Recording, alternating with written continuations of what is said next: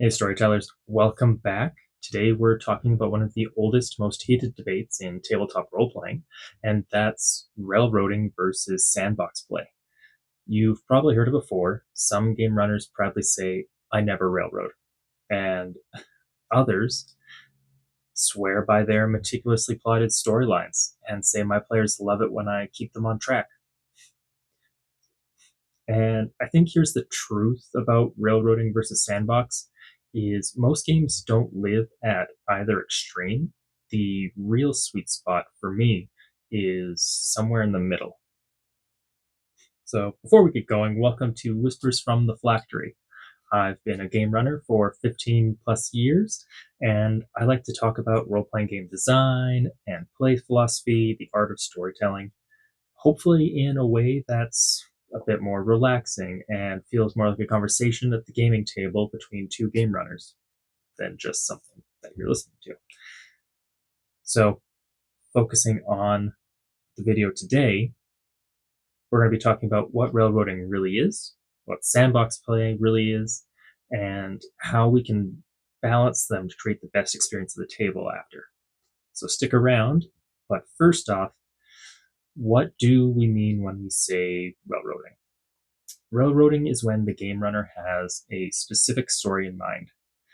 Well, particularly a series of events, often described in a very precise, particular order. The party does A, B, C, D, they fight the villain. And no matter what the players do, the game runner finds a way to push them back onto those tracks. And sometimes, more often than not, that can feel stifling, like the players have no real choices. And on the other end, sandbox games are the opposite. You drop the players into a world and say, here's the map, here are the factions, here are some rumors to get you started. What do you want to do? The world doesn't care if the party goes east or west, it just exists. And the party just exists, and the story emerges from what they do in it. This is the quintessential experience of the West Marches style of game. So now, in theory, sandbox games sound super freeing, right? But in practice, both extremes have problems. Railroading can make players feel powerless. No choice ultimately matters between going from one fight to the next.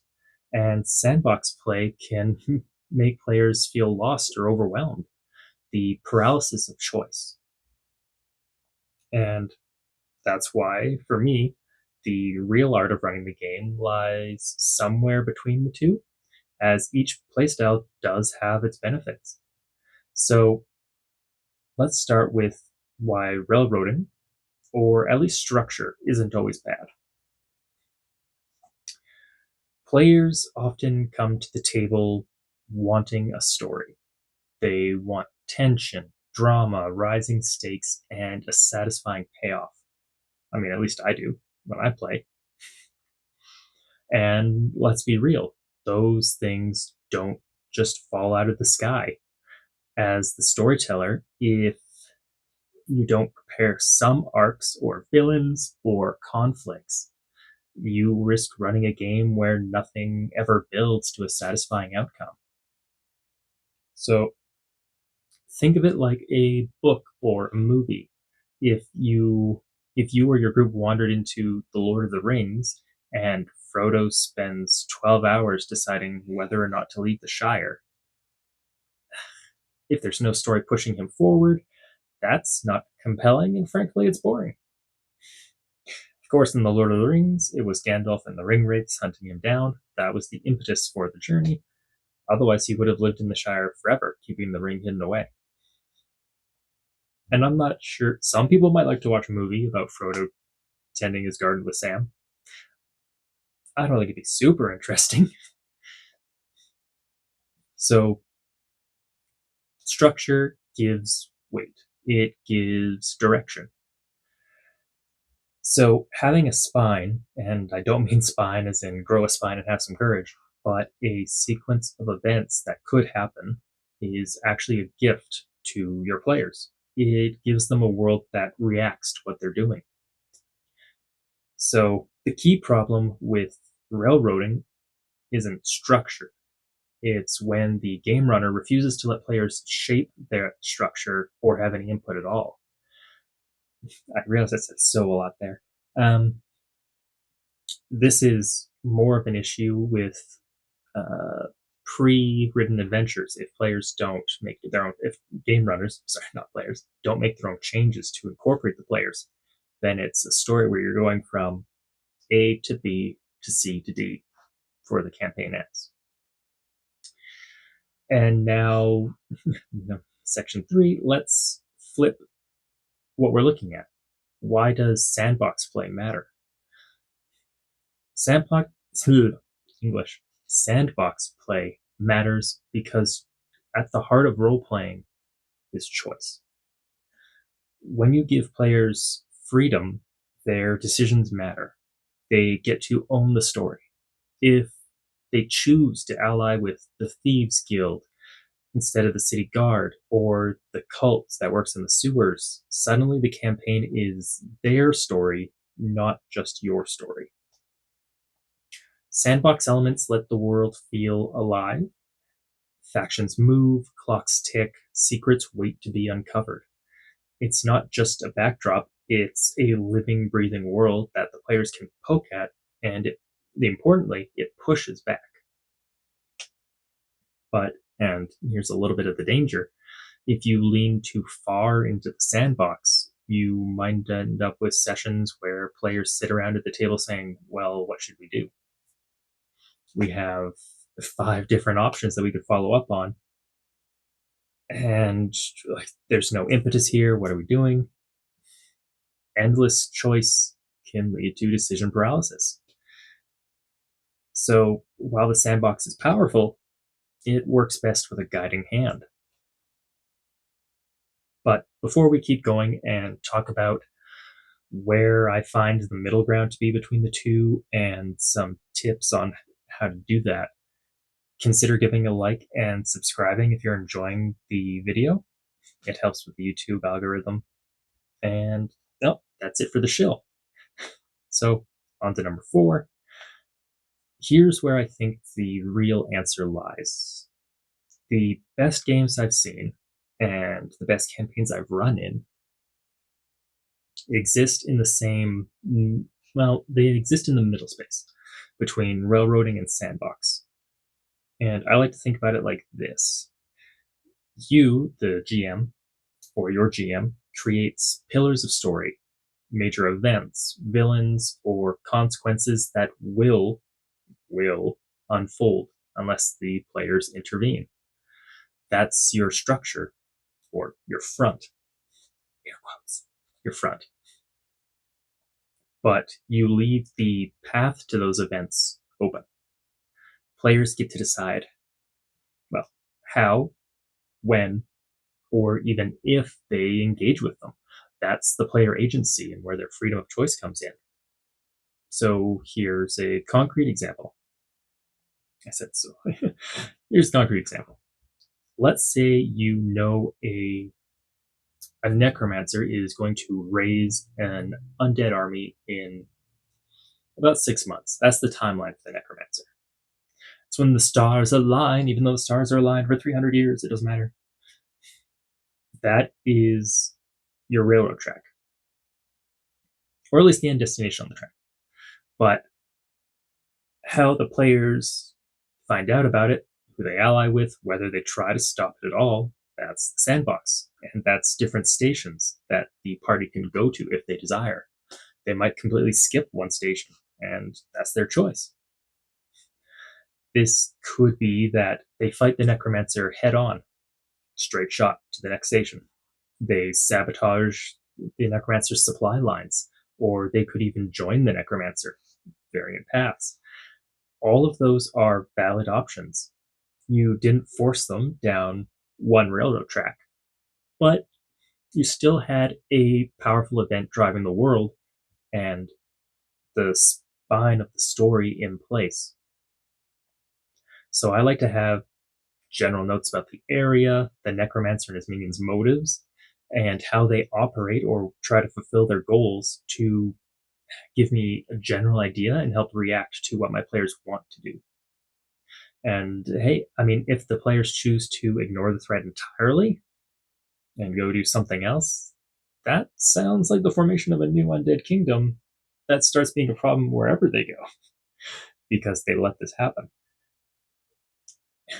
This middle ground has a name in some systems, and I first heard about it in Dungeon World, and I sort of since then branched off into every game I run. And well, sorry, Dungeon World, originally based on Powered by the Apocalypse. That part's not as important. The the name of the middle ground is Fronts, Clocks, and Consequences. It's basically world events unfolding while the players steer their own course through them. I have another video that focuses on this directly, and you can find it here or in the description below, where I go into it with a bit more clarity. But Section 5, practical advice. So, how do you find this balance at your table? Well, here are a few practical a few practical tips that I try to remember. So, number one, prepare prepare situations, not scripts. Instead of planning out exact scenes, plan the conflict or the dilemma. Who wants what? What will happen if nobody acts? And how might the world change? This isn't saying don't plan out scenes at all, but be very malleable. If I'm planning out the party is seeking aid at a noble's ball against the necromancer, I would write out a description of the ball. I would do a little blurb on the few key nobles that are going to be there, what they might be looking to get out of it. So Lord Aldergrave might be looking to secure market connections. Lord Fairfax might be looking to reinforce his southern border against a tribe of monstrous humanoids. And then Lord Edelmeyer might be wanting to maneuver his position within the kingdom's hierarchy to get the ear of the king. The party can sort of choose how they want to interact with any three of them, but all three could help them towards their goal. And then usually I might make it so that, well, you can't work with all three of them. Some of them just don't like each other. So it gives choice. Nothing's preset. And if the party decides to bash the entire thing and is like, no, it's fine. Yeah, we made a mockery of this party. We don't care. Well, now they might have a new enemy. The noble that hosted the party is not exactly thrilled with the party's behavior. I said party a lot. Moving on. Part of what I talked about before, number 2, is using NPC goals. So I briefly talked about it for the nobles, what they were after. But instead of saying the villain shows up here, say the villain wants X, and they'll take Y steps to get it, and then track it with a clock. Again, video in the doobly-doo. The villain will do actions that feel appropriate to the villain. If the party interferes in one direction and stops the collection of mana crystals, they might raid a local magical college or alchemist's abode to get that magic crystal supply.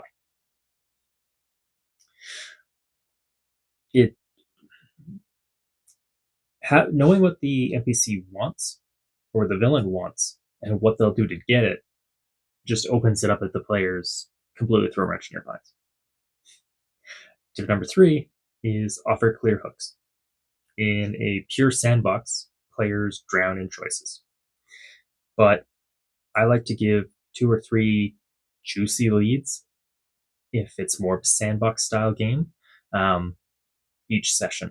Like, the Duke wants to see you, the Thieves Guild is making moves in the city, and a caravan is missing outside of town. What would you like to pursue? And that is enough freedom to feel like the choices matter without it feeling overwhelming. A few options is much easier to debate on and pick one in hopefully a decent amount of time. That way it's not too much of the session and just keep on playing. So the final one, tip number 4, is follow through with consequences. I like this one. If players ignore a threat, it escalates. If they make a bold choice, let it ripple. That's what makes the world feel real and alive. If the party ignores the necromancer and goes somewhere else or just putters around the kingdom, then the necromancer raises his army of undead. It begins destroying outlying villages and making life difficult in general. They could have stopped it, and now it's even harder to stop. Now the necromancer has a legion of things between you and him. So I find when you do these things, or try to remember these things, you're giving your players the joy of discovery and choice, while still providing the structure that makes the story satisfying. They can choose how the story unfolds, and while it might not have been your story, it's the table's story. And that's more important, is we're all coming together to tell a story. They're not just here to listen to your story, they could read a book. They'd be less insulted just reading a book, as you didn't ignore them. But in closing, railroading or sandbox? Neither. The best games and the ones that stick in your memory years later live somewhere in between. Even for a West Marches game, structure still helps immensely. If the players have nothing to go on, but here's the map of the world, that's going to be a lot of waiting. A lot of waiting. I've seen it more than once. Using an open world with structure, it gives your players freedom, but you give the world weight. You let them steer the ship, but you provide the tides and the storms to make the hero's journey a memorable one. No one would have remembered Odysseus if his trip home was smooth sailing after all. 10 miles of open sea. Nothing happens. He got home.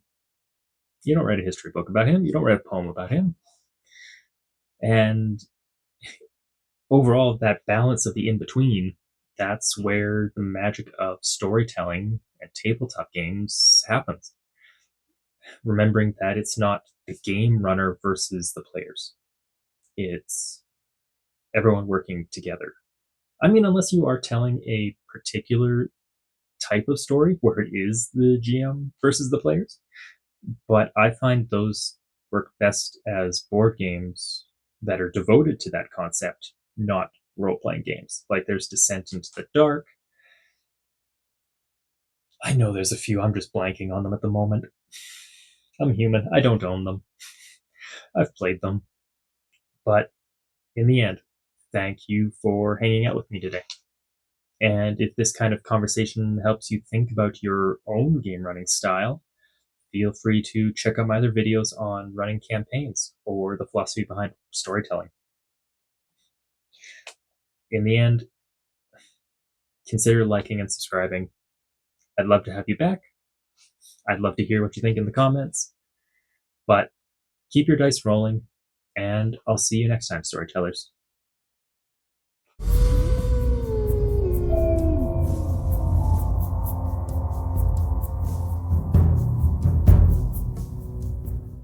The blue light, yeah.